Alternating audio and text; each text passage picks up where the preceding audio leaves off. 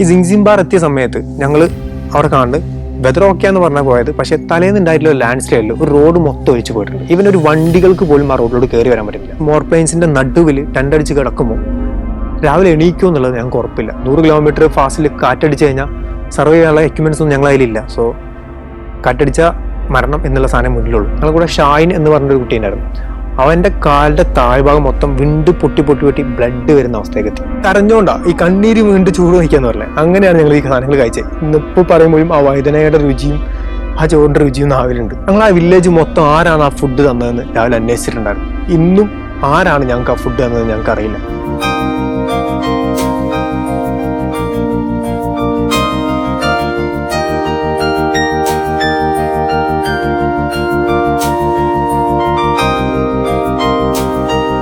നമ്മൾ കയ്യിലാകെ 500 രൂപയേ ഉള്ളൂ ഞങ്ങോട്ട് മുന്നോട്ട് പോയത്. നമ്മുടെ കയ്യിലാണ് ബാക്കി പൈസ ഒക്കെ ഉള്ളത്. എങ്ങനെ ഈ ഇനിയും 10-18 ദിവസം ട്രക്ക് ചെയ്യണം, എങ്ങനെ പോകണമെന്നൊരു ഐഡിയ ഇല്ല. അവിടെ ഞങ്ങൾ രണ്ടാമത് ചിന്ത കൂടി വന്നു, ഡ്രോപ്പ് ചെയ്ത് ബസ്സിന് കയറി പോയാലോ എന്ന് ചോദിച്ചു. പിന്നെ ചിന്തിച്ചു, ഇത്രയും ദൂരം നടന്നു, 500 രൂപയല്ലേ, നമുക്ക് സർവൈവ് ചെയ്യാൻ പറ്റും, വാ മുന്നോട്ട് തന്നെ പോകാൻ പറഞ്ഞു. അങ്ങനെ വീണ്ടും ഞങ്ങൾ മുന്നോട്ട് നടന്ന് പാസിയോ എന്ന് പറഞ്ഞ ഒരു സ്ഥലം അവിടെ എത്തി. രാത്രി ആയപ്പോൾ ഒരു പാസിയോ എന്ന സ്ഥലത്തെത്തി. അവിടെ ഞങ്ങളൊരു ഒന്നുമില്ല എന്ന് പറഞ്ഞു. ആക്ച്വലി ഒരു വീടുണ്ട്, ആ വീട്ടിൽ ആരുമില്ല. പിന്നെ അവിടെ ഒരു ബിൽഡിംഗ് ഞങ്ങൾ കണ്ടത് വെതർ ഡിപ്പാർട്ട്മെന്റിന്റെ ഒരു വീടായിരുന്നു. ഈ വെതർ ഡിപ്പാർട്ട്മെന്റിന്റെ ഗേറ്റിന്റെ അവിടെ പോയപ്പോൾ സാറ്റലൈറ്റ് വൈഫൈ കണക്ട് ആവുന്നുണ്ട്. ഇതെടുത്ത് നമ്മൾ നാട്ടിലോട്ട് മെസ്സേജ് അയച്ചു. വാട്സപ്പ് ഓൺ ആക്കിയപ്പോൾ കണ്ട് പേടിച്ചിട്ട് നമ്മൾ ഫ്രണ്ട്സ് എല്ലാവരും കൂടി മെസ്സേജ് അയച്ചിട്ടില്ല. ദെൻ എങ്ങനെ ഇവർ കാണാതെ ഈ സാറ്റലൈറ്റ് വൈഫൈ ഉപയോഗിച്ച് നാട്ടിലോട്ട് മെസ്സേജ് അയച്ചു. പക്ഷെ അവർ കണ്ടിട്ട് ഞങ്ങൾ ആദ്യം പേടിച്ചു. പക്ഷെ ഇവർ ചെയ്തതെന്ന് വെച്ച് കഴിഞ്ഞാൽ ഞങ്ങൾ നേരെ അവരെ വെതർ ഡിപ്പാർട്ട്മെന്റിന്റെ ഓഫീസിന്റെ അകത്തേക്ക് വിളിച്ചു വരുത്തി. വൈഫൈ ഫാസ്റ്റിലുള്ള വൈഫൈ കിട്ടി ആൻഡ് ഫുഡ് തന്നു. ഫാസ്റ്റിന്റെ തല പൊട്ടിയിട്ടുണ്ടായിരുന്നല്ലോ, അപ്പോൾ വലിയ മുറിവാണ്. അപ്പോൾ അത് കാണിച്ചു കൊടുത്തപ്പോൾ ആൾ പറഞ്ഞു വണ്ടിയിൽ കയറുന്നു പറഞ്ഞിട്ട്. പാസിയോ കുറച്ചപ്പുറം ഒരു ട്രാൻസിറ്റ് ക്യാമ്പ് ഉണ്ട് മിലിറ്ററിയുടെ. നേരെ ഫസലിനെ അവിടെ കൊണ്ടുപോയി ഇതിന് മൊത്തം മരുന്നൊക്കെ വെച്ച് കെട്ടി വൃത്തിയാക്കി. ആ ഒരു പാസിയോ ക്യാമ്പിലുള്ള ആളുകൾ മൊത്തം ഒരു ഡേ ഫുൾ ഞങ്ങൾക്ക് വേണ്ട എല്ലാ സജ്ജീകരണങ്ങളും ചെയ്തു തന്നു. എല്ലാം ഞങ്ങൾ ചോദിച്ചതല്ല, ഞങ്ങളെ കണ്ട് ഞങ്ങൾ ഈ കാര്യം പറഞ്ഞു തന്നേ ഉള്ളൂ. അതിനപ്പുറത്തേക്കും ബാക്കി എല്ലാം അവർ ചെയ്ത്, വണ്ടി എടുത്ത് കൊണ്ടുപോകുന്നതും ഡോക്ടറെ കാണിക്കുന്നതും ഫുഡ് കയറുന്നതും ടെൻ്റ് അടിക്കാനുള്ള സ്ഥലങ്ങൾ തന്നതും ഒക്കെ അവരാണ്. അന്ന് അവിടെ കിടന്ന് ഉറങ്ങി. രാവിലെ തന്നെ പോയി ഈ ഓഫീസേഴ്സിനെ എല്ലാവരെയും കണ്ടു. ഞങ്ങൾ മൂവ് ചെയ്യാന്ന് പറഞ്ഞ് അവർ വെതർ ഡിപ്പാർട്ട്മെന്റിൽ ചോദിച്ചപ്പോൾ അവർ പറഞ്ഞു വെതർ പ്ലസന്റ് ആണ്, ഞങ്ങൾക്ക് ധൈര്യമായിട്ട് പോവാം, ഒരു പേടി വേണ്ടാന്ന് പറഞ്ഞു. അങ്ങനെ അവരൊക്കെ കണ്ട് ഞങ്ങൾ മുന്നോട്ട് യാത്ര തുടങ്ങി. Going to Baralacha La pass. Next pass വരുന്നത് ബാർലാച്ചാലയാണ്. അതിന് മുന്നേ സിങ്സിംബാർ എന്ന് പറഞ്ഞ സ്ഥലമുണ്ട്. ഈ സിങ്സിംബാർ എത്തിയ സമയത്ത് ഞങ്ങൾ അവിടെ കാണുന്നത് വെതർ ഓക്കെ എന്ന് പറഞ്ഞാൽ പോയത്, പക്ഷേ തലേന്ന് ഉണ്ടായിട്ടുള്ള ലാൻഡ് സ്ലൈഡിൽ ഒരു റോഡ് മൊത്തം ഒഴിച്ചു പോയിട്ടുണ്ട്. ഇവൻ ഒരു വണ്ടികൾക്ക് പോലും ആ റോഡിലോട്ട് കയറി വരാൻ പറ്റുന്നില്ല. വണ്ടികളൊക്കെ കല്ലിൽ കുടുങ്ങിയിട്ടും മറ്റു പെട്ട് കിടക്കുക. ഞങ്ങൾ ഇങ്ങനെ മൗണ്ടൈന് മുകളിലൂടെ നടന്നു വന്നു. പക്ഷേ ഇത് കാണുമ്പോൾ പേടിയാവും ഉള്ളിൽ. കാരണം വലിയൊരു ഹ്യൂജ് ലാൻഡ് സ്ലൈഡ് വന്നിട്ടില്ല. വണ്ടികൾ ഒഴിച്ചു പോയിട്ടുണ്ട്, താഴെ ലോറികളൊക്കെ വീണ് നടക്കുന്നത് കാണുന്നുണ്ട്. അപ്പോൾ ഉള്ളിൽ നല്ലതായിട്ട് പേടിയുണ്ട്. ഈ പേടി വെച്ചുകൊണ്ടാണ് ഞങ്ങൾ ഈ മലയുടെ മുകളിലൂടെ നടന്ന് സിങ്സിംബാർ, അപ്പർ സിങ്സിംബാർ എന്ന് പറഞ്ഞ സ്ഥലത്തെത്തി. അങ്ങനെ അപ്പർ സിങ്സിംബാർ നമ്മളിങ്ങനെ മുന്നോട്ട് ഈ പറഞ്ഞ ബാർലാച്ചാല പാസിലോട്ട് മൂവ് ചെയ്തുകൊണ്ടിരിക്കുക. അപ്പോൾ വളഞ്ഞപ്പോൾ ഞങ്ങൾ കാണുന്ന കാഴ്ച എന്താണെന്ന് വെച്ച് കഴിഞ്ഞാൽ ചുറ്റും മഞ്ഞിൽ മൂടിയിട്ടുള്ള ഒരു മൗണ്ടൈൻ. ആ മൗണ്ടൈൻ്റെ നടുവിലായിട്ട് ബ്ലൂ കളറിൽ സൺലൈറ്റിലേക്ക് ഇങ്ങനെ തിളങ്ങുന്നു എന്നൊക്കെ പറയാൻ പറ്റും. ആ രീതിയിലൊരു സൂരജ് താൽ ലേക്കാണ് കാണുന്നത്. സൂരജ് താൽ ലേക്ക് എന്നാണ് പേര്, ലേക്കിൻ്റെ പേര്. കുറച്ചു നേരം ഞങ്ങൾ അവിടെ ഇരുന്നു പോയി. അമ്മമാര് കാഴ്ച തരുന്നത് ലൈക്ക് നമ്മൾ ഡ്രീം ചെയ്യുക എന്നൊക്കെ പറയും, അല്ലെങ്കിൽ പണ്ട് നമ്മൾ ഈ വാൾപേപ്പേഴ്സിലൊക്കെ മാത്രം കണ്ടു വന്നിട്ടുള്ള അത്രയും ബ്യൂട്ടിഫുൾ ആയ ലേക്കാണ് ഞങ്ങൾ അവിടെ കണ്ടത്. ഈ സൂരജ് താൽ ലേക്കിൻ്റെ വ്യൂസൊക്കെ കണ്ട് വീണ്ടും മുന്നോട്ട് പോയി. പറഞ്ഞ ബാർലാച്ചാല പാസ് എത്തി. വലിയ ബുദ്ധിമുട്ടുകളൊന്നും ഫീൽ ചെയ്തില്ല. ബാർലാച്ചാല പാസ് ചെയ്ത് താഴേക്ക് ഇറങ്ങി. We are moving to Sarchu. ഈ സെർച്ചു എന്ന് പറഞ്ഞത് കാശ്മീരിൻ്റെയും ഹിമാചൽ, അന്നത്തെ കാശ്മീർ ഇന്നത്തെ ലഡാക്കിൻ്റെയും ബോർഡറാണ്. ഈ ബോർഡർ എത്തിയ സമയത്ത് ഒരു മിലിറ്ററി ഓഫീസറെ ഞങ്ങൾ പരിചയപ്പെട്ടു. ആൾ ഞങ്ങളോട് വന്ന് കാര്യങ്ങൾ ചോദിച്ചു, എന്താണ് നടന്നു വരുന്നത്, ഡേഞ്ചറസ് അല്ലേ, ഇത് ചെയ്യേണ്ട ആവശ്യമുണ്ടോ എന്നൊക്കെ ചോദിച്ചപ്പോൾ ഞങ്ങൾ ആഗ്രഹമാണ്, ചെയ്ത് തീർത്തേ പറ്റൂ എന്നുള്ള കാര്യങ്ങളൊക്കെ പറഞ്ഞ് ആളുടെ കൂടെ ഞങ്ങളെ കൂട്ടി. ആൻഡ് ബോർഡറിൽ എത്തി പറഞ്ഞ ആൾ പേപ്പറിൽ ഞങ്ങൾക്ക് ഒരു കാര്യം തന്നു. അതിതായിരുന്നു, India's first team come to Sarchu by walk. നടന്നുകൊണ്ട് ആദ്യമായിട്ട് സെർച്ചുവിലൂടെ എത്തുന്ന ഇന്ത്യയിലെ ആദ്യത്തെ ടീം എന്നാണ് അയാൾ എഴുതിയിട്ടുള്ളത്. ഞങ്ങളുടെ പേര് എഴുതിയ ആൾ അതിലൊരു പേപ്പറിൽ ഒപ്പിട്ട് ഞങ്ങൾക്ക് കയ്യിൽ തന്നു. ഞാൻ പറഞ്ഞു വായ മക്കളെ എന്നുള്ള രീതിയിൽ ഞങ്ങളെ കൂടെ കൂട്ടി നടന്ന് സെർച്ചു വില്ലേജിലെത്തി. ആൻഡ് സെർച്ചു എന്ന് പറഞ്ഞ village one of the most dangerous village in between Leh and Manali എന്ന് പറയാം. കാരണം ഓക്സിജൻ ലെവൽ അത്രയും താഴ്ന്നിറങ്ങുന്ന സ്ഥലമാണ്. അവിടെ ടെൻ്റ് അടിക്കുന്നതും അവിടെ സ്റ്റേ അടിക്കുന്നതും എക്സ്ട്രീംലി ഡേഞ്ചറസ് ആണ്. ഈ സ്ഥലത്താണ് ഞങ്ങൾ ടെൻ്റ് അടിക്കാൻ പോകുന്നത്. ഇത് ഞങ്ങൾക്ക് ഓൾറെഡി ആൾ പറഞ്ഞു തന്നു. ദെൻ ആൾ പറഞ്ഞു, പുറത്തെവിടെയും ടെൻ്റ് അടിക്കണ്ട, രാത്രി നല്ല വിൻഡായിരിക്കും, സോ നിങ്ങളൊരു കാര്യം ചെയ്യും, ഞാനൊരു ഷെൽട്ടർ കാണിച്ചു തരാം, നിങ്ങൾ അതിൻ്റെ അകത്ത് ടെൻ്റ് അടിക്കുന്നു പറഞ്ഞു. ഞാൻ ആൾ കൂടെ നടന്ന് ആൾ മിലിറ്ററി ക്യാമ്പിനോട് ചേർന്നൊരു സ്ഥലത്ത് ഞങ്ങൾക്ക് ഒരു ഷെൽട്ടർ തന്നു. ആ ഷെൽട്ടറിൻ്റെ അകത്ത് ഞങ്ങൾ ടെൻ്റ് അടിച്ചു. സെർച്ചുവിൽ ഈ പറഞ്ഞ ഷെൽട്ടറിൻ്റെ അകത്ത് ഞങ്ങൾ ടെൻ്റൊക്കെ പിച്ച് ചെയ്ത് പുറത്തേക്ക് ഇറങ്ങി. നല്ല തണുപ്പാണ്, പക്ഷേ അത്രയും നല്ലൊരു വില്ലേജിലെത്തി അത് നടന്ന് കാണണ്ടില്ലെങ്കിൽ മോശമാവില്ലെന്ന് വിചാരിച്ചുകൊണ്ട്, അല്ലെങ്കിൽ അതൊരു മിസ്സിങ് ആയിരിക്കും എപ്പോഴും. അതുകൊണ്ട് ഞങ്ങൾ തണുപ്പ് മാറ്റി വെച്ചുകൊണ്ട് ഞങ്ങൾ നടക്കാനിറങ്ങിയപ്പോൾ വലിയൊരു കൂട്ടം ആൾക്കാരെ ഞങ്ങൾ കണ്ടത്. അതൊരു ഈ യാത്രയുടെ ടേണിംഗ് പോയിന്റ്, അല്ലെങ്കിൽ ഞങ്ങളുടെ യാത്ര കംപ്ലീറ്റ് ആവാൻ തന്നെ കാരണം ഇവരാന്ന് തന്നെ പറയാൻ പറ്റും. YHAയുടെ ഒരു സൈക്ലിംഗ് ടീം അവർ മണാലിയിൽ നിന്ന് ലഡാക്കിലോട്ട് പോവാണ്. ഏകദേശം 100-ലധികം ആൾക്കാരുണ്ട് അവരുടെ സൈക്ലിംഗ് ടീമിൽ. അതിൽ ലീഡ് ചെയ്യുന്നത് നമ്മൾ മലയാളി ആയിട്ടുള്ള ഒരാളായിരുന്നു, സൻലേഷ് എന്നാണ് പേര്. ആളെ ഞങ്ങൾ കണ്ടു, ആളോട് കുറച്ച് ഫുഡൊക്കെ തന്നു, ഫുഡൊക്കെ കഴിച്ചു. സൻലേഷ് നമുക്ക് ഒരു ഓഫറും കൂടി, ഓഫറല്ല, ഞങ്ങളെ സഹായിക്കാൻ രീതിയിൽ സൻലേഷ് പറഞ്ഞു ഇനി അവരുടെ യാത്രക്കനുസരിച്ച് ഇപ്പോൾ അവർ പോകുന്ന സ്ഥലത്ത്, നൈറ്റ് എത്തുന്ന സ്ഥലത്ത് നമ്മൾ എത്തുവാണെങ്കിൽ അന്നത്തെ ഫുഡ് അവർ തന്നോളൂ. ബ്രേക്ക്ഫാസ്റ്റും ഡിന്നറും ആൾ തന്നോളൂ. ചെറിയ ബ്രേക്ക്ഫാസ്റ്റ് ഒന്നും അല്ല കേട്ടോ, വലിയൊരു ബഫറ്റ് മെനു തന്നെയാണ്. അതിന് നമ്മൾ ഉറപ്പിച്ചു നമ്മുടെ പ്ലാൻ ഇനിയും അനുസരിച്ച് അവരെവിടെ സ്റ്റേ അടിക്കുന്നോ, സൈക്ലിസ്റ്റുകൾ സൈക്കിൾ ചെയ്ത് എത്തുന്ന ദൂരം നമ്മൾ നടന്നുകൊണ്ടെത്തി അവരെ കൂടെ സ്റ്റേ അടിക്കും. ഈ ഒരു ഇതിലോട്ട് നമ്മളെത്തി. ദെൻ നൈറ്റ് ഞങ്ങൾ ടെൻറ്റിൽ നിന്ന് കിടന്നുറങ്ങി. രാവിലെ എണീറ്റ് പുറത്തേക്ക് നോക്കുമ്പോൾ അവിടെ കുറേ കടകളുണ്ട്. ഈ കടകളിലെ ചേച്ചിമാരൊക്കെ നമ്മൾ കടകളിലോട്ട് വലിച്ചുകൊണ്ടിരിക്കുക. അപ്പം നമ്മൾ വിചാരിച്ചെന്താണെന്ന് വെച്ച് കഴിഞ്ഞാൽ എല്ലാ സ്ഥലത്തും ഉണ്ടാവുമല്ലോ കടകൾ, ഒരുപാട് നമുക്ക് ചായ അടിക്കാൻ വേണ്ടി ആൾക്കാരെ വിളിക്കുന്നവർ അതായിരിക്കും. അവിടെ നമ്മൾ നേരെ എല്ലാ കടയിലും ചെന്ന് ചായയുടെ റേറ്റൊക്കെ നോക്കും. ഒരു ചില കടയിൽ 50, ചില കടയിൽ 20, അങ്ങനെയൊക്കെ. ഇപ്പോൾ 20 രൂപയുടെ ചായ കിട്ടുന്ന കടയിലോട്ട് നമ്മൾ കയറി. നമ്മുടെ കയ്യിലാകെ 500 രൂപയുള്ളാകെ, അത് സേവ് ചെയ്യണം. അതുകൊണ്ടാണ് ചായ ഓർഡർ ചെയ്ത് അതിന് കുടിക്കുന്ന സമയത്ത് ജംഷി പറഞ്ഞു, എടാ നീ അപ്പുറത്തെ കട, ചേച്ചി അത്രയും വിളിച്ചല്ലേ, നീ അപ്പുറത്തെ കടയിൽ പോയിട്ട് നീ ഒരു ബിസ്ക്കറ്റ് മേടിച്ചിട്ട് വരാൻ പറഞ്ഞു. അപ്പോൾ ഞാൻ ഒരു പൈസ എടുത്ത്, ഒരു 100 രൂപ എടുത്ത് നേരെ അപ്പുറത്തെ കടയിലോട്ട് പോയി. ചെന്നപ്പോൾ ചേച്ചി 2 ബിസ്ക്കറ്റ് എടുത്തു. എന്നിട്ട് ഞാൻ ഓക്കെ 2 ബിസ്ക്കറ്റ് ഒന്നും 100 കൊടുക്കാൻ നേരത്തെ എന്നോട് പറയാം പൈസ വേണ്ട. ഞാൻ ചോദിച്ചത് പൈസ വേണ്ടെന്നോ, എനിക്ക് ഹിന്ദി ഇത്ര അറിയത്തില്ല. ഹിന്ദി അറിയാത്തോണ്ട് ചോദിച്ചാൽ വീണ്ടും പൈസ കൊടുക്കാൻ പോയപ്പോൾ അവർ മേടിക്കുന്നില്ല. എത്ര ചോദിച്ചിട്ടും അവർ പൈസ മേടിക്കുന്നില്ല. ഞാൻ ബിസ്ക്കറ്റ് മേടിച്ച് നേരെ ഇപ്പുറത്ത് വന്നപ്പോൾ ഫസ്റ്റിൽ അവിടെ ചായക്ക് ബില്ല് കൊടുക്കുന്നുണ്ട്. അവിടെയും സെയിം അനുഭവം, അവരും പൈസ മേടിക്കുന്നില്ല. എത്ര ചോദിച്ചിട്ടും എന്തൊക്കെ പറഞ്ഞിട്ടും ഫസ്റ്റിൽ ഹിന്ദി അറിയാം, എന്നിട്ട് പോലും പലതും പറഞ്ഞു നോക്കിയിട്ട് പോലും ഇവർ ഈ പൈസ മേടിക്കുന്നില്ല. അപ്പോഴാണ് ഞങ്ങൾക്കൊരു കാര്യം മനസ്സിലായത്. എന്താണെന്ന് വെച്ച് കഴിഞ്ഞാൽ തലേന്ന് നമ്മളെ ഹെൽപ്പ് ചെയ്യും, ഷെൽട്ടർ ചെയ്യാനും ഈ എഴുതി തന്ന ആ ഒരു പോലീസ് ഓഫീസറല്ലേ, ആ ഓഫീസർ ആ വില്ലേജിൽ എല്ലാവരോടും നമ്മളുടെ യാത്രയെ പറ്റി പറഞ്ഞിട്ടുണ്ടായിരുന്നു. നമ്മൾ നടന്നിട്ടാണ് പോകുന്നതെന്നും സർവൈവ് ചെയ്തിട്ട് മുന്നോട്ട് പോകുന്ന കാര്യങ്ങളൊക്കെ ഈ വില്ലേജേഴ്സിനോട് പറഞ്ഞിട്ടുണ്ടായിരുന്നു. അതുകൊണ്ട് തന്നെ വില്ലേജേഴ്സ് അതിൽ ത്രില്ലായിട്ട്, അല്ലെങ്കിൽ അതുകൊണ്ട് ഇഷ്ടപ്പെട്ടിട്ട് നമ്മളെ ഹെൽപ്പ് ചെയ്യാന്നുള്ളതുകൊണ്ടാണ് ഈ രാവിലെ എല്ലാ കടൻ്റെ ആൾക്കാരും നമ്മളെ വിളിച്ചുകൊണ്ടിരുന്നുണ്ടായിരുന്നത്. അത് ഭയങ്കര സന്തോഷം തോന്നുന്ന മൊമെൻ്റ് ആയിരുന്നു. ലൈക്ക് കണ്ണ് നിറഞ്ഞു എന്നൊക്കെ പറയാൻ പറ്റും, ആ ഒരു അവസ്ഥയായിരുന്നു അവിടെ. അങ്ങനെ രാവിലെ ഇറങ്ങി മുന്നോട്ട് പോകുമ്പോൾ നമ്മൾ സൻലേഷിനെ വീണ്ടും കണ്ടു. സൻലേഷ് പറഞ്ഞു, എടാ ഇന്ന് സ്റ്റേ അടിക്കുന്നത് വിസ്കിനാലയാണ്, അവിടെ എത്താൻ കേട്ടോ, ഡിന്നർ ഉണ്ടെന്ന് പറഞ്ഞു. അപ്പോൾ നോക്കിയപ്പോൾ നല്ല ദൂരമുണ്ട്. ഈ ഇടയിലൊരു ഗറ്റാലൂപ്സ്, 21 ഗറ്റാലൂപ്സ് എന്ന് പറഞ്ഞാൽ വലിയൊരു മൗണ്ടൻ ലൂപ്പ് കയറാനുണ്ട്. പക്ഷേ ഒറ്റ മൈൻഡ് ഞങ്ങൾ പറഞ്ഞു എത്തിയിരിക്കും, കുറച്ച് ലേറ്റ് ആയാലും ഞങ്ങൾ എത്തിയിരിക്കും എന്ന് പറഞ്ഞു. ഞങ്ങൾ നടത്തുന്നു തുടങ്ങി.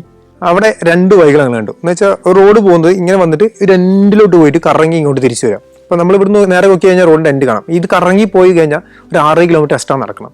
അപ്പോൾ താഴെ ഒരു ചെറിയ റിവറാണ് കാണുന്നത്. അത് പാസ് ചെയ്ത് കയറുകയാണെന്നുണ്ടെങ്കിൽ ഒറ്റയടിക്ക് എത്തി, ഒരു 500 മീറ്റർ വന്നാൽ മതി. അപ്പോൾ ഞങ്ങൾ നേരെ ഈ മൗണ്ടെയിൻ മൊത്തം, ഈ നിൽക്കുന്ന വലിയ ഹൈറ്റിലെ ക്ലിഫ് മൊത്തം താഴേക്ക് ഇറങ്ങി റിവറിൻ്റെ അടുത്തെത്തി. റിവറിൽ കാല് വെച്ചപ്പോൾ കൊടൂര തണുപ്പ്, തൊടാൻ വയ്യാത്ത രീതിയിൽ വെള്ളത്തിന് തണുപ്പ്. ഇനി തണുപ്പ് പോട്ടെ, നടക്കാമെന്ന് വിചാരിച്ചപ്പോൾ കാല് വെക്കാൻ കഴിയുന്നില്ല. ചവിട്ടുമ്പോൾ ആ ഫോഴ്സിൽ കാല് തെറിച്ച് പോകും, വീഴാണ്. കുറേ ട്രൈ ചെയ്തി, പക്ഷെ പറ്റുന്നില്ല. ദെൻ തിരിച്ച് ഇറങ്ങിയ ദൂരം തന്നെ ഞങ്ങൾ എല്ലാവരും കൂടി തിരിച്ച് റോഡിലോട്ട് കയറി. അപ്പോൾ റോഡ് തന്നെ ഈ 6 കിലോമീറ്റർ കവർ ചെയ്ത് നടന്ന് ഈ നേരത്തെ പറഞ്ഞ 21 ഗറ്റാലൂപ്സ് എന്ന് പറഞ്ഞിട്ടുള്ള മണാലി ടു ലേ ഹൈവേയിൽ തന്നെ മോസ്റ്റ് ഡേഞ്ചറസ് ആയിട്ടുള്ള റൈഡിങ് ലൂപ്പാണ്. അതിന് താഴെത്തി ഞങ്ങൾ പ്ലാൻ ചെയ്യണം ഇനി മുന്നോട്ട് പോകണോ. സമയം ഏകദേശം ഒരു 5 മണിയായിട്ടുണ്ട്. മുന്നോട്ട് പോകണോ, ഇത്രയും ദൂരം കവർ ചെയ്യാണ്ടേ. അപ്പോൾ ഞങ്ങൾ ആക്ച്വലി ഒരു മൗണ്ടെയിൻ്റെ ഹൈറ്റ് എത്രത്തോളം ഇനി പോകാണ്ട് ഞങ്ങൾ കാൽക്കുലേറ്റ് ചെയ്യുന്നതെന്ന് വെച്ച് കഴിഞ്ഞാൽ താഴെ നമ്മൾ മുകളിലോട്ട് നോക്കുമ്പോൾ ഏതെങ്കിലും വണ്ടി പാസ് ചെയ്ത് ആ വണ്ടി കാണാതാവുന്ന ദൂരം അതായിരിക്കും മൗണ്ടെയിൻ ടോപ്പ്. ദെൻ അവിടെ നടന്ന് പിന്നെ അവിടെ താഴത്തേക്ക് ഇറങ്ങാനാണ് നോർമലി എല്ലാ സ്ഥലത്തും അങ്ങനെ ഉണ്ടായിരുന്നു. ഇത് എക്സ്പെക്ട് ചെയ്തിട്ടാണ് ഞങ്ങൾ നടക്കുന്നത്. ആൻഡ് മുകളിലോട്ട് ഞങ്ങൾ നടന്നു തുടങ്ങി. കുറച്ച് വെള്ളം ഉണ്ടായിരുന്നുള്ള കയ്യിൽ. നടന്ന് പകുതി വെള്ളം മൊത്തം തീർന്നു. കുറച്ച് ദൂരത്തിയപ്പം ഈ റോഡിൽ ഒരു വണ്ടിയും വരുന്നില്ല, ഒരാളും വരുന്നില്ല, വെള്ളം ചോദിക്കാനൊന്നും ഒരു മനുഷ്യനുമില്ല. ചെറിയ പേടിയൊക്കെ ആയി തുടങ്ങി. അതിന് ഭയങ്കര ഒരു ഹോണ്ടഡ് പ്ലേസ് പോലത്തെ ഫീലൊക്കെ തോന്നിയിട്ടുണ്ടായിരുന്നു.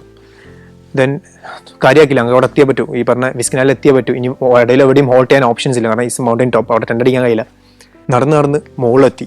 ടോപ്പിലെത്തിയപ്പോഴാണ് പറ്റിയ അബദ്ധം മനസ്സിലായത്. കാരണം എന്താ വെച്ചാൽ ഈ 21 ഗറ്റാലൂപ്സ് കയറി ഇനി കയറാനുള്ളത് നെക്കീല പാസ് എന്ന് പറഞ്ഞ മൗണ്ടൻ പാസും കൂടി കയറണം. എനിക്ക് ആ നെക്കീല പാസും കൂടി കയറിയാലേ ഈ പറഞ്ഞ വിസ്കിനാല വില്ലേജിൽ എത്താൻ പറ്റും. ശരിക്കും പെട്ട അവസ്ഥയായി. അപ്പോൾ ആ സമയത്ത് ഇരുട്ടായി തുടങ്ങുന്നുള്ളൂ. പക്ഷെ വേറെ നമുക്ക് നടക്കാൻ കുറച്ചും കൂടി മുന്നോട്ടൊക്കെ നടന്നതിൽ സ്നോഫാളും തുടങ്ങി. ഹെവി ആയിട്ടുള്ള സ്നോഫോൾ തുടങ്ങി. തണുപ്പും കൂടി. കയ്യിലാണ് ജാക്കറ്റ്, നല്ല ജാക്കറ്റൊന്നുമല്ല, എന്നാലും നടക്കല്ലേ, ബോഡി വാം ആവും എന്നുള്ള മൈൻഡിൽ ഞങ്ങൾ വീണ്ടും നടന്നു. അവിടെ വെച്ചിട്ട് ഞങ്ങൾ 4 പേരും 4 വൈക്ക് സെപ്പറേറ്റ് ആയി. 4 പേരും 4 വൈയിലോട്ട് മൂവ് ചെയ്യേണ്ട ഒരു അവസ്ഥ വന്നു. കാരണം ഞാനൊരു ഷോർട്ടസ്റ്റ് ഡിസ്റ്റൻസ് നോക്കി മുകളിൽ എന്താ നോക്കാമെന്നുള്ള ഇതിൽ ഞാൻ പറഞ്ഞു ഞാൻ ഫാസ്റ്റിൽ ഷോർട്ട് അടിച്ച് പോകാം, എന്നിട്ട് മുകളിൽ എന്താ നോക്കിയിട്ട് ഞാൻ പറയാമെന്ന് പറഞ്ഞു. ഞാനൊരു റോക്കി സൈഡിലൂടെ നടന്ന് ക്ലൈംബ് ചെയ്ത് മുകളിലോട്ട് കയറി. ഫസൽ റോഡിന് വന്നു. എന്നെ സപ്പോർട്ട് ചെയ്യാൻ വേണ്ടി ജംഷിയും ഷാനും എൻ്റെ 2 ബാക്കിലായിട്ട് 2 പേരും എൻ്റെ റൂട്ടിൽ തന്നെ കയറി വന്നു. ഞാൻ മുകളിലെത്തിയപ്പോൾ വീണ്ടും കാണും വീണ്ടും മൗണ്ടൈൻസാണ്. മുന്നിന് വലിയ മൗണ്ടൈൻസ്, പക്ഷേ അവിടെ ഒരു ഷെൽട്ടർ ഉണ്ട്, ചെറിയൊരു കൂടാരം പോലെ കണ്ടു. അപ്പോൾ ഞാൻ ഇവിടുന്ന് വരെ ഒരു ചെറിയ ഈ റൂട്ടിന് കയറി വായോ, ഇവിടെ ഷെൽട്ടർ ഉണ്ട്, ഇവിടെ ഓൾട്ട് ചെയ്യാന്നൊക്കെ പറഞ്ഞുകൊണ്ടിരിക്കുക. പക്ഷേ മൗണ്ടൈൻ റീജിയൻ ആയതുകൊണ്ട് തന്നെ സൗണ്ട് സെപ്പറേറ്റ് അങ്ങ് പോകും. പക്ഷെ ഇവർ കേൾക്കുന്നില്ല. ഒരു കണക്കിന് ജംഷി ഞങ്ങൾ 2 ആളോട് നിന്ന് വിളിക്കാൻ തുടങ്ങി. അങ്ങനെ ഇവർ കേട്ട് ഇവരും കയറി വന്ന് ഈ ഷെൽട്ടറിൽ എത്തിയപ്പോഴത്തേന് ഹെവി ആയിട്ട് സ്നോഫാൾ തുടങ്ങിയെന്ന് വെച്ചാൽ വലിയ നല്ല രീതിയിലാണ് പെയ്യുന്നത്. ഉള്ളിൽ കയറി തണുപ്പുണ്ട്, അതുകൊണ്ട് നമ്മൾ പെട്ടെന്ന് സ്ലീപ്പിംഗ് ബാഗ് ഇട്ട് ഞങ്ങൾ മേത്തോട്ട് ഇട്ടിരുന്നു. കുറച്ച് നേരം അവിടെ ഇരുന്നപ്പോഴും സ്നോഫാൾ കൂടുതലല്ല, ഒരു പൊടിക്ക് കുറയുന്നില്ല. മുകളിൽ ഷെൽട്ടറിൽ മഞ്ഞിൽ കുറേ നേരം ഇരുന്നു. മൂവ് ചെയ്തേ പറ്റുമെന്നുള്ള അവസ്ഥയായപ്പം ഞങ്ങളിതെല്ലാം പെട്ടിയിൽ മടക്കി ബാഗിൽ കയറ്റി നടന്നു തുടങ്ങി. നെക്കില പാസിലോട്ട് നടത്താൻ തുടങ്ങി. ഏകദേശം 2 hours മഞ്ഞിലൂടെ ഉള്ളൊരു യാത്ര. ആഫ്റ്റർ ഞങ്ങളൊരു വിസ്കിനാല എന്ന് പറഞ്ഞ വില്ലേജിലെത്തി ഞങ്ങളുടെ അവസ്ഥ കണ്ടിട്ട് അവിടെ കണർത്തുന്ന ചേച്ചി ചെയ്തത് എന്താണെന്ന് വെച്ച് കഴിഞ്ഞാൽ ഒരു സ്റ്റൗ കത്തിച്ച് നേരെ റോഡിലോട്ട് അങ്ങ് വെച്ചു ചൂടാക്കാൻ വേണ്ടിയിട്ട്. ഞങ്ങൾ അങ്ങനത്തെ അവസ്ഥത്തിന് മുഖമൊക്കെ ചോന്ന് തണുപ്പടിച്ച് ചോന്ന് കൈയൊക്കെ മടക്കാൻ പറ്റാത്ത അവസ്ഥയിലായിരുന്നു ഞങ്ങൾ വന്നിട്ടുണ്ടായിരുന്നു. ആ ചേച്ചി വന്ന സ്റ്റൗവിൽ കുറച്ചു നേരം ചൂടൊക്കെ കൊണ്ട് ദെൻ അവരോട് ചോദിച്ചു ഇവിടെ ഒരു സൈക്ലിംഗ് ടീം എവിടെയാണ് ടെൻ്റ് അടിച്ചിട്ടുള്ളതെന്ന് ചോദിച്ചു. കാണിച്ചു തന്നു. സൺലൈഷിനെ കണ്ടപ്പോൾ സൺലൈഷ് ഞങ്ങൾക്ക് വേണ്ടി ഫുഡ് മാറ്റി വെച്ചിട്ടുണ്ടായിരുന്നു. അപ്പോൾ ഞങ്ങൾ അവിടെ എത്തി ഫുഡൊക്കെ എടുത്ത് കഴിക്കാൻ നേരത്ത് ചോറിൽ കൈ മടക്കാൻ പറ്റുന്നില്ല. ഈ കൈയൊക്കെ ഫ്രീസായിട്ട് കൈ മടക്കാൻ പറ്റാത്ത അവസ്ഥയായിരുന്നു. ഈ ജംഷീദും ഫസലും വാരി തരായിരുന്നു ഇതുണ്ടായിരുന്നു ഫുഡ് തരാൻ വേണ്ടിയിട്ട്. ഈ സമയമാകുമ്പോഴത്തേനും വേറൊരു പ്രശ്നം കൂടി ഞങ്ങൾ നേരിട്ടുണ്ടായിരുന്നതെന്ന് വെച്ചാൽ ഞങ്ങൾ പറഞ്ഞിട്ടുണ്ടായിരുന്നു ഞങ്ങൾ നല്ല ഷൂ അല്ലായിരുന്നു ഉപയോഗിച്ചിട്ടുണ്ടായിരുന്നു. അത് കാരണം ഞങ്ങളുടെ എല്ലാവരുടെയും കാലിൻ്റെ അടി പൊട്ടി തുടങ്ങി. ഞങ്ങൾ കൂടെ ഷായിൻ എന്ന് പറഞ്ഞൊരു കുട്ടി ഉണ്ടായിരുന്നു. അവൻ്റെ കാലിൻ്റെ താഴ്ഭാഗം മൊത്തം വിണ്ട് പൊട്ടി ബ്ലഡ് വരുന്ന അവസ്ഥയൊക്കെ എത്തി. പക്ഷെ എന്നാലും ഞങ്ങൾ ചോദിച്ചു അവനോട് എടാ യാത്ര അവസാനിപ്പിച്ച് ബസ്സിന് പോയാലോ? അവൻ പറഞ്ഞില്ല, ഇത് പൊട്ടിയാലും ഇത് നടന്ന് കംപ്ലീറ്റ് ചെയ്യാതെ നമ്മൾ ഒരുമിച്ച് കംപ്ലീറ്റ് ചെയ്യാതെ നമ്മൾ തിരിച്ചു പോകില്ല എന്നുള്ള മൈൻഡിൽ തന്നെ തോന്നും. അങ്ങനെ അന്ന് അവിടെ ആ ചേച്ചി നേരത്തെ സ്റ്റൗ വന്ന ചേച്ചിണ്ടായിരുന്നു. ആ ചേച്ചിയുടെ ടെൻ്റ് അടിക്കാനുള്ള എനർജി ഇല്ലായിരുന്നു. അതുകൊണ്ട് തന്നെ ആ ചേച്ചിയുടെ വീട്ടിൽ ആ കടയിൽ ഞങ്ങൾ കിടന്നുറങ്ങി. അടുത്ത ദിവസം രാവിലെ ഞങ്ങൾ മുന്നോട്ട് പോയി. Morocco, north Macedonia, Kazakhstan, Zambia, Zimbabwe. സഞ്ചാരം പെൻഡ്രൈവ് വോളിയം നമ്പർ 21. അപൂർവ ദൃശ്യ യാത്രാ വിവരണ ശേഖരം ഉടൻ സ്വന്തമാക്കാൻ സഞ്ചാരം എന്ന് SMS ചെയ്യൂ. ഫോൺ 9995 444 222.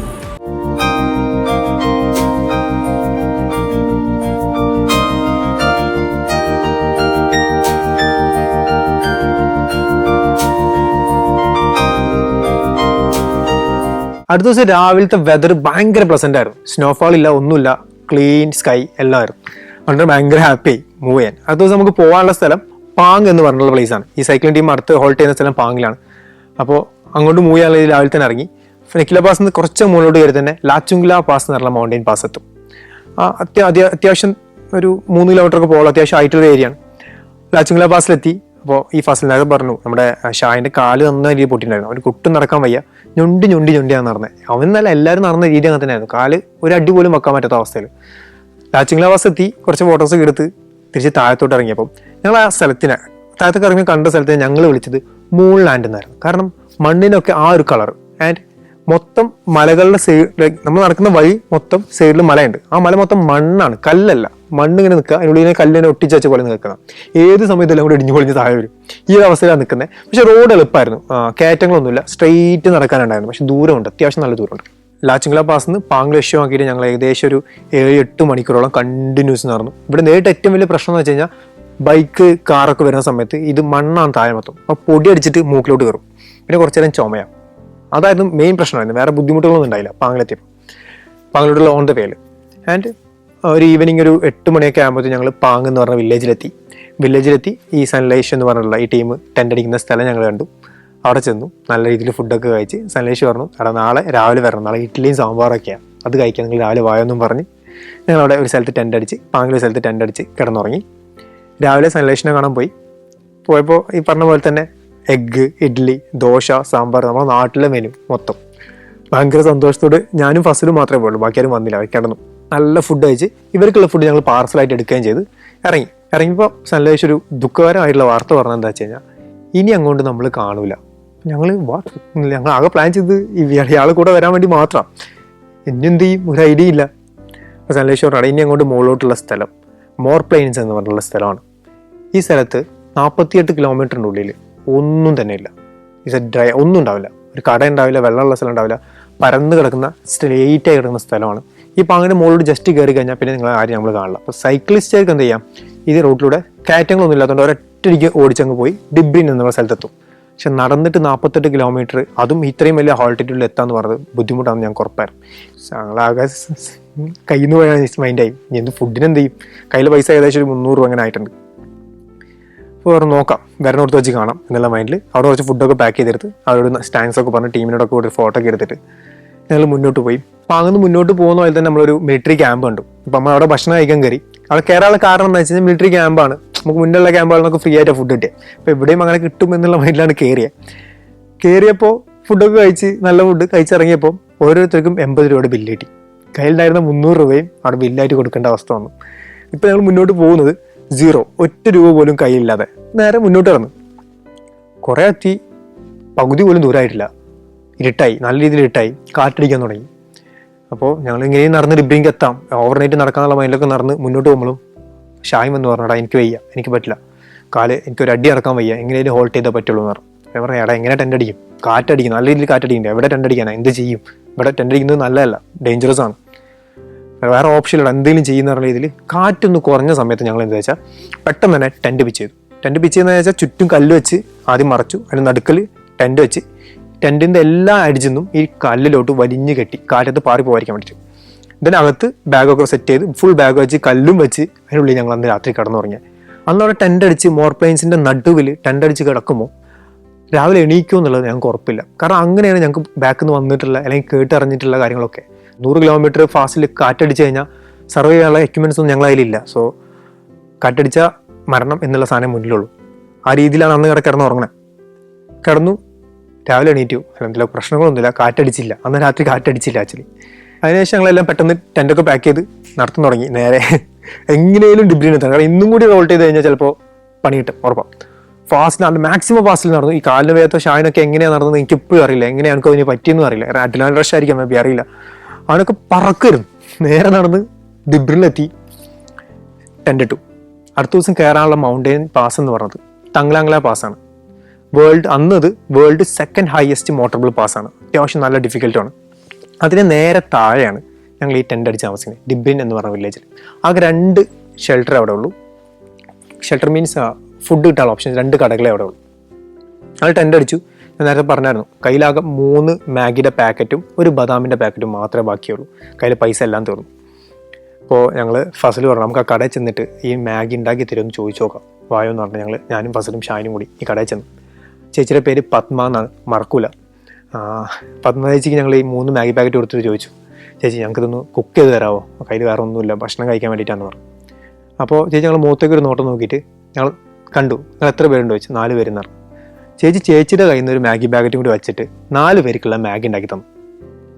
അതിന് നന്ദി, ഭയങ്കര സന്തോഷമായി. ചേച്ചിയോട് കൈ കൂപ്പി നന്ദി പറഞ്ഞിട്ട് ഞങ്ങൾ എന്ത് ചെയ്തു, ടെൻറ്റിലോട്ട് പോയി 4 പേരും കൂടി ഇത് കഴിച്ച് നല്ല വിശപ്പ് കുറഞ്ഞ് കഴിച്ച് കിടന്നു. മൗണ്ടൈൻസ് ആയതുകൊണ്ട് തന്നെ തണുപ്പ് ഭയങ്കര കൂടുതലാണ്. അപ്പോൾ ബോഡി എനർജി ഭയങ്കരമായിട്ട് യൂസ് ചെയ്യും. വീണ്ടും വിശക്കാൻ തുടങ്ങി. അപ്പോൾ വിശപ്പ് മാറ്റാൻ വേണ്ടി ഷായിൻ്റെ ഫോണിലൊരു ഫിലിം കണ്ടുകൊണ്ടിരുന്നു, ധൂമ ഫിലിം. ഈ ധൂമ ഫിലിമും കണ്ടുകൊണ്ട് രാത്രി ഉറങ്ങാൻ വേണ്ടിയിട്ട് പോയിരുന്നു. അപ്പോൾ ടെൻറ്റിൽ വന്നിട്ട് ഒരു മുട്ടിയാരോ വന്നിട്ട് തുറന്നപ്പോൾ പത്മ ചേച്ചിയാണ്. ചേച്ചി എന്താ ചെയ്തതെന്ന് വെച്ച് കഴിഞ്ഞാൽ ഒരു കവർ നിറയെ കുറേ ബിസ്ക്കറ്റ്, ചോക്ലേറ്റ്സ് ഇതെല്ലാം ചേർത്ത് ഒരു കവർ നിറയെ സാധനങ്ങൾ ഞങ്ങൾക്ക് തന്നിട്ട് ഇതിപ്പോൾ ഇരുന്ന് കഴിക്ക്, ഞാൻ ഡിന്നർ റെഡി ആക്കുന്നുണ്ട്, ഡിന്നറിൻ്റെ സമയം അങ്ങോട്ട് വായോ എന്ന് പറഞ്ഞു. മനുഷ്യന്മാരൊക്കെ എന്താ ഇത്രയും സ്നേഹം, ഇങ്ങനെയാണ് മനുഷ്യന്മാർക്ക് സ്നേഹിക്കാൻ പറ്റുന്നുള്ള ഒരു അവസ്ഥയിലായിരുന്നുണ്ടായിരുന്നത്. ലൈക്ക് വിശന്ന് കൊട്ടല് കത്തുന്നു, ഞങ്ങൾക്ക് മുന്നിലോട്ട് ഒരു ചോക്ലേറ്റ് എത്തുന്നു, സാധനങ്ങളൊക്കെ എത്തുന്നു, അത് കഴിക്കുന്നു.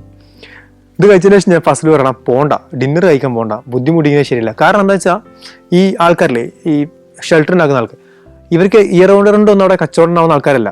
ഈ Manali to Ladakh road open ആവുന്ന സമയത്ത് മാത്രം ഒരു 3 മാസം കാലം അവിടെ വന്ന് ഷെൽട്ടർ ഇട്ട് അവിടേക്ക് സാധനങ്ങൾ എത്തിച്ച് മാത്രം 3 മാസം മാത്രം കച്ചവടം നടത്തി ജീവിക്കുന്ന ഒരു ആൾക്കാരാണ്. അവരാണ് നമുക്ക് ഫ്രീ ആയിട്ട് ഇത്രയധികം ഫുഡ് തരുന്നത്. സോ രാത്രി ബുദ്ധിമുട്ടിക്കാണ്ട് ഡിന്നർ കഴിക്കാൻ നമ്മൾ അങ്ങോട്ട് പോകരുത് എന്ന് പറഞ്ഞിട്ട് ഓക്കെ എന്നാൽ പോകണ്ട, നമുക്ക് ഇവിടെ കിടന്ന് ഉറങ്ങാന്ന് പറഞ്ഞു. ഇവിടെ കിടന്നു. ചേച്ചി വിട്ടില്ല. ചേച്ചി രാത്രി വീണ്ടും വന്നിട്ട് ചീത്ത പറഞ്ഞിട്ട് ഞങ്ങളെ ഷോപ്പിലോട്ട് കൊണ്ടുപോയി ആലു പൊറാട്ടയും കറിയൊക്കെ തന്ന് ഫുഡൊക്കെ കഴിച്ച് ഞങ്ങൾക്ക് ചെറിയൊരു ക്ഷീണമൊക്കെ ഉണ്ടായിരുന്നു. അവന് മെഡിസിൻ, അവിടെ ഡോക്ടർ ഉണ്ടായിരുന്നു, ആ ഡോക്ടർ മെഡിസിനൊക്കെ തന്ന് ടെൻറ്റിൽ പോയി കിടന്നു. ഭയങ്കര സന്തോഷത്തോടെ ടെൻറ്റിൽ പോയി കിടന്നു. രാത്രി ഞങ്ങൾക്ക് ആർക്കും എണീക്കാൻ വയ്യ, അത്രയും ടയർഡ്, കാല് മൊത്തം മരവിച്ച് പിടിച്ചിട്ടുണ്ട്. അതെന്താ വെച്ചാൽ ഒരു അടി പോലും കാല് മുന്നോട്ട് വെക്കാൻ പറ്റില്ല എന്നുള്ള അവസ്ഥ തന്നെയായിരുന്നു അന്ന് രാത്രി. പക്ഷെ എന്തുകൊണ്ടോ രാവിലെ എണീറ്റപ്പോൾ ഇത്തിരി എനർജി ഉണ്ടായി. അപ്പോൾ ഫസലും ഷാനും ഫ്രണ്ടിൽ പോയി, ഞാനും ജംഷിയും ബാക്കിലും എല്ലാം നല്ല നടന്ന് തങ്ങളാം ക്ലാസിൻ്റെ മുകളിലോട്ട് പോകാം. കയറുന്നതോറും നമുക്ക് ഫീൽ ചെയ്യാൻ പറ്റും ഓക്സിജൻ്റെ ലെവൽ കുറഞ്ഞ് വരുന്നത്. ബ്രീത്ത് എടുക്കുമ്പോൾ നമുക്ക് ഫീൽ ചെയ്യും, കിട്ടുന്നില്ല, ആ രീതിയിൽ മനസ്സിലാവും. ഉള്ള എനർജി മാക്സിമം എടുത്തുകൊണ്ട് തന്നെ പുഷ് ചെയ്ത് തങ്ങളാം ക്ലാസിൻ്റെ മുകളിലെത്തി. ഒരു ഫോട്ടോ പോലും അവിടെ നിന്ന് എടുക്കാൻ പറ്റില്ല എന്ന് പറയാനായിട്ട്, കാരണം എത്തി ഉടനെ നിമിഷം ഇറങ്ങി ഓടി എന്നുള്ളതിൽ മുകളിലെത്തി. അതുപോലെ അങ്ങ് താഴത്തേക്ക് ഇറങ്ങി നേരെ പോയത് ഉപ്ഷി എന്ന് പറഞ്ഞ വില്ലേജാണ്. ഉപ്ഷിയിലെത്തി. അവിടെ ഞങ്ങളിങ്ങനെ മാപ്പ്, ഒരു വലിയൊരു മാപ്പ് ഉണ്ടാക്കി വെച്ചിട്ടുണ്ട് അവിടെ ലേയിലോട്ട് റൂട്ടിൻ്റെ. അപ്പം ഞങ്ങൾ നോക്കുമ്പോൾ ഉപ്ഷി, താഴെ കാറും ലേ, 2 വില്ലേജ്, ഒരു വില്ലേജ് ക്രോസ് ചെയ്ത് കഴിഞ്ഞാൽ ലേ എത്തി. ആ ഒരു വണ്ടറിൽ ഞാൻ ജംഷീദ് ഇങ്ങനെ കണ്ടുകൊണ്ടിരിക്കുക. ഇതിങ്ങനെ കണ്ടുകൊണ്ടിരിക്കുമ്പോൾ ഒരു ചേച്ചി വന്നിട്ട് ഒരു കപ്പ് ചായ തന്നു. ഞങ്ങൾ വേണ്ട, ക്യാഷ് ഇല്ല, ഞങ്ങളെത്തില്ല എന്ന് പറഞ്ഞു. അപ്പോൾ ആ ചേച്ചി ഇങ്ങോട്ട് ചോദിച്ചിട്ടുണ്ട്, ക്യാഷ് ഞാൻ ചോദിച്ചില്ലല്ലോ, നിങ്ങൾ കുടിക്കുമെന്ന് പറഞ്ഞു. നടന്നു വരുന്ന ആ ചേച്ചി കണ്ടിട്ടുണ്ടാവും ആക്ച്വലി. അപ്പോൾ ഈ ചായ കുടിച്ച് അവിടെ ഒരു പ്ലേസ് കണ്ടു, കുറച്ച് മുകളിലായിട്ടൊരു പ്ലേസ് കണ്ടു. ആ പ്ലേസിൽ ഞങ്ങൾ ടെൻ്റ് അടിച്ചു. അപ്പോൾ അടുത്ത ദിവസം ഇനി ദൂരം യാത്ര ചെയ്യാനുണ്ട്, എങ്ങനെ പോകുമെന്ന് അറിയില്ല. കാരണം ഫുഡൊന്നുമില്ല, ഒരു രൂപയില്ല കയ്യിൽ, എനർജി ഓൾമോസ്റ്റ് ഡെഡ് അവസ്ഥയിലാണ്. ഒരുപാട് നല്ല വിശപ്പുണ്ടായതുകൊണ്ടായിരിക്കും പെട്ടെന്ന് തന്നെ കിടന്ന് ഉറങ്ങിപ്പോയി. ഉറങ്ങിയൊരു രാത്രി ഒരു 10 മണി, ഒരു 12 മണി ആ സമയമൊക്കെ ആയപ്പോൾ ടെൻറ്റിൽ വീണ്ടും മുട്ടൽ കേട്ട് തുറന്നപ്പോൾ ഞങ്ങൾ കാണുന്ന കാഴ്ച ആക്ച്വലി 2 ചേച്ചിമാർ. ആ ചേച്ചിമാർ ഒരു പ്ലേറ്റ് നിറയെ ചോറും വഴുതനയുടെ കറിയും ഞങ്ങൾക്ക് കൂടുന്നു. അത് കേട്ടി പറയാം, കഴിച്ചിട്ട് നിങ്ങൾ അവിടെ ഒരു ചെറിയൊരു വെള്ളം ഒഴിക്കുന്നുണ്ട്, അവിടെ വെച്ചാൽ മതി എന്ന് പറഞ്ഞു. ഇന്നും ഞാനും ജംഷിയൊക്കെ ഈ കഥകൾ പറയുന്ന സമയത്ത് ഞങ്ങൾ ഇമോഷണൽ ആയി പോകും. കാരണം കരഞ്ഞോണ്ടാണ്, ഈ കണ്ണീര് വീണ്ടും ചൂട് നിൽക്കാന്ന് പറയില്ലേ, അങ്ങനെയാണ് ഞങ്ങൾ ഈ സാധനങ്ങൾ കഴിച്ചത്. ഇന്നിപ്പോൾ പറയുമ്പോഴും ആ വഴുതനയുടെ രുചിയും ആ ചോറിൻ്റെ രുചിയും നാവിലുണ്ട്. ഞങ്ങളതൊക്കെ കഴിച്ച് രാത്രിയുടെ കിടന്നുറങ്ങി. പ്ലേറ്റ് അവർ പറഞ്ഞവരെ അവിടെ വെച്ചു. ഞങ്ങൾ ആ വില്ലേജ് മൊത്തം ആരാണ് ആ ഫുഡ് തന്നതെന്ന് രാവിലെ അന്വേഷിച്ചിട്ടുണ്ടായിരുന്നു. ഇന്നും ആരാണ് ഞങ്ങൾക്ക് ആ ഫുഡ് തന്നത് ഞങ്ങൾക്ക് അറിയില്ല. ആരാ തന്ന ഒരു ഐഡിയ ഞങ്ങൾക്ക് ഇപ്പോഴും ഇല്ല. രാവിലെ ഞങ്ങൾ അവിടെ നിന്ന് ഇറങ്ങി ലേയിലോട്ട് പുഷ് ചെയ്യാൻ വേണ്ടി നടന്നു തുടങ്ങിയപ്പോൾ തന്നെ 2 ചെറിയ മക്കൾ, എന്ന് വെച്ചാൽ ഒരു 3-4 വയസ്സേ ഉണ്ടാവുള്ളൂ, അവർ ഓടി വന്നിട്ട് ബിസ്ക്കറ്റും ചോക്ലേറ്റും, ഒരു ഡയറി മിൽക്കിലെ ചോക്ലേറ്റും ബിസ്ക്കറ്റും ഞങ്ങളെ കയ്യിൽ തന്നിട്ട് ടാറ്റ തന്നിട്ട് ഞങ്ങളെ പറഞ്ഞയച്ചു. 2 ചെറിയ മക്കൾ ഞങ്ങളെ പറഞ്ഞയച്ചു. ഇതൊന്നും പേയ്മെൻ്റ് അല്ല കേട്ടോ, ഫ്രീ ആയിട്ട് തന്നുകൊണ്ടിരിക്കുന്നവരൊക്കെ തന്ന് ഞങ്ങൾ ഇതും കഴിച്ച് മെല്ലെ മുന്നോട്ട് നടന്ന് കാര്യം അന്ന് അവിടെ കാർഗിൽ വാർ മെമ്മോറിയലിൻ്റെ ഫെസ്റ്റിവൽ നടക്കുന്ന സമയം. അപ്പോൾ കേരളത്തിൽ നിന്ന് ഇൻവൈറ്റ് ചെയ്ത 2-3 ഹവീൽദാർമാർ അങ്ങോട്ട് പോകുന്നുണ്ട്. അവരെ കണ്ടു, അവരെ അപ്രിസിയേഷൻ ചെയ്തു. അവരെ കൂടെ കുറേ സംസാരിച്ച് നിന്ന് ഞങ്ങൾ വീണ്ടും മുന്നോട്ട് പോയി. ഏകദേശം 18 ദിവസം 470 കിലോമീറ്റർ നടന്നുകൊണ്ട് ആ ഡേ ഈവനിങ് ഞങ്ങൾ ലഡാക്കിലെ ശാന്തി സ്തൂപ എന്ന് പറഞ്ഞ സ്ഥലത്തെത്തിയിട്ട് യാത്ര അവസാനിപ്പിച്ചു. എന്താ പറയുക, ലോകം കീഴടക്കിയതിൻ്റെ സന്തോഷമായിരുന്നു ഞങ്ങൾക്ക്. ഞങ്ങൾ ആ മാൾ റോഡിലൂടെ ഓടി നടന്നൊരു നടത്തമുണ്ട്, ഇപ്പോഴും മനസ്സിലുണ്ട്. ആൻഡ് ഓൾസോ മാൾ റോഡ് എത്തിയ സമയത്ത് ഈ നടക്കുന്ന സമയത്ത് നമ്മൾ പലരെയും പരിചയപ്പെട്ടുണ്ട്, റൈഡേഴ്സിനായിട്ടും എല്ലാവർക്കും പരിചയപ്പെട്ടുണ്ട്. ഇവരെല്ലാവരും അവിടെ ഉണ്ടായിരുന്നു, എല്ലാവരെയും കണ്ടു, അവരെല്ലാം അവിടെ ഫുഡ് കഴിച്ചു. ഉള്ളിൽ നിന്ന് പേടി എന്ന് പറഞ്ഞൊരു വികാരം തന്നെ അങ്ങ് മാറിപ്പോയി എന്ന് പറയാം. അത്രയും കാലം ഉണ്ടായിരുന്ന എല്ലാ പേടികളും മാറിപ്പോയി, മൊത്തം പോയി. ആൻഡ് അന്ന് അവിടെ സ്റ്റേ ഒക്കെ അടിച്ച് അടുത്ത ദിവസം തിരിച്ച് വരവും ഭയങ്കര അഡ്വഞ്ചറായിരുന്നു. ഈ ട്രക്കിങ് കഴിഞ്ഞ് തിരിച്ച് മണാലിയിലോട്ട് വരണം. അത് നോക്കിയപ്പോഴോ കയ്യിലും ഒരു രൂപയില്ല, എങ്ങനെ വരും എന്നുള്ള മൈൻഡായി എല്ലാവർക്കും. ദെൻ പണ്ട് ചെയ്ത് അതേ ഐഡിയ മനസ്സിലോട്ട് വന്നു, ഹിച്ചേക്ക് ചെയ്യാം നോക്കി റോഡിലോട്ട് ഇറങ്ങി, എല്ലാ വണ്ടിയും കൈയിട്ടാൻ തുടങ്ങി. ഒരു ലോറിക്കാർ ലിഫ്റ്റ് വന്നു, ലോറിയുടെ ബാക്കിൽ ആകാശം കൊണ്ടുകൊണ്ട് കിടക്കുക.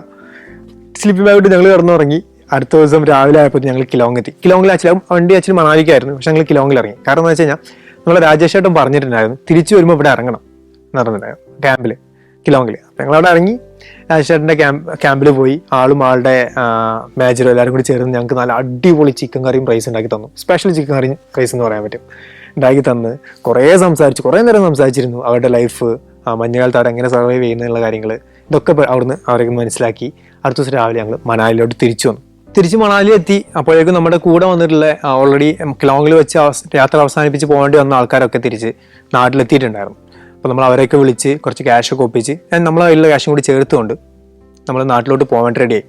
ആക്ച്വലി ഈ ഒരു യാത്ര ഞങ്ങൾക്ക് തന്നത് ഞങ്ങൾക്കൊരു സൈറ്റ് സീയിങ് യാത്രയോ അല്ലെങ്കിൽ സ്ഥലങ്ങൾ കാണുന്ന യാത്രയല്ലായിരുന്നത്, full of bundle of experience ആയിരുന്നു. കുറേ മനുഷ്യന്മാരറിഞ്ഞ് കുറേ നാടിനെ അറിഞ്ഞിട്ടുള്ള യാത്രയായിരുന്നു. എൻ്റെ ഓൾസോ വലിയൊരു കാര്യം ഉണ്ടായെന്ന് വെച്ചാൽ ഉള്ളിൽ, ഞാൻ നേരത്തെ പറഞ്ഞു, ഉള്ളിലുണ്ടായിരുന്ന വലിയൊരു പേടി എന്ന് പറഞ്ഞിട്ട് ഒരു സാധനത്തിനെ ഫേസ് ചെയ്യാനുള്ള പേടി മൊത്തത്തിൽ മുന്നിൽ പോയി. ഇപ്പോൾ ഒരു കാര്യം വന്നു കഴിഞ്ഞാൽ ഫസ്റ്റ് ആയി ട്രൈ ചെയ്ത് നോക്കാം, നടന്നില്ലെങ്കിൽ okay, impossible is just a option. നമുക്ക് കാര്യങ്ങൾ ചെയ്യാൻ നോക്കിയിട്ട് നടന്നില്ലെങ്കിൽ പറയാൻ വേണ്ടി മാത്രമുള്ള വേർഡാണ് ഇമ്പോസിബിൾ എന്നുള്ള രീതിയിലോട്ട് മനസ്സങ്ങ് മാറി. ഏകദേശം 2019 ജൂണിൽ ചെയ്തിട്ടുള്ള ഒരു യാത്രയാണിത്. 6 വർഷത്തിന് ഇപ്പുറം ഈ കഥ വീണ്ടും പറയുമ്പോൾ ഒരുപാട് മെമ്മറീസൊക്കെ തലയിലോട്ട് വരുന്നുണ്ട്. എനിവേ ഇത്രയും സമയം യാത്രയുടെ എക്സ്പീരിയൻസ് കേട്ട് നിന്ന പ്രേക്ഷകർക്ക് ഒരുപാട് നന്ദി. ഒരുപാട് യാത്രകൾ ചെയ്യാനാവട്ടെ, ഇനി ഒരുപാട് ദൂരം പോകാനാവട്ടെ.